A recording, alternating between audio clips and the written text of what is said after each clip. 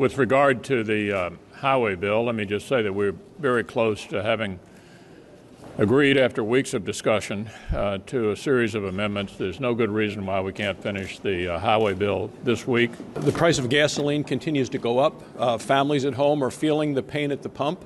The Strategic Petroleum Reserve was there for emergencies, not a political disaster. And what we see with this president's policies, they've been a political disaster.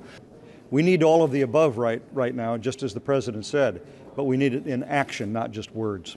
What Republicans have proposed is a real all-of-the-above strategy that includes approving the Keystone Pipeline and exploration in Alaska, offshore, with oil shale, streamlining permitting process in this country, approving more leases. Those are all things that Republicans are for, that will increase domestic production, increase supply, drive prices down at the pump, and put more Americans to work. We need energy policies that create opportunity for American families, and while they're doing that, get energy prices down where families can once again go to the movies and go out to dinner and do whatever that extra $10 or $20 at the pump meant you weren't going to do that weekend with your family. As we approach the 2-year anniversary of the passage of Obamacare and approach the arguments before the United States Supreme Court in March on the constitutionality of the individual mandate, I think it's worthwhile remembering the president's promise that average families would see a $2,500 reduction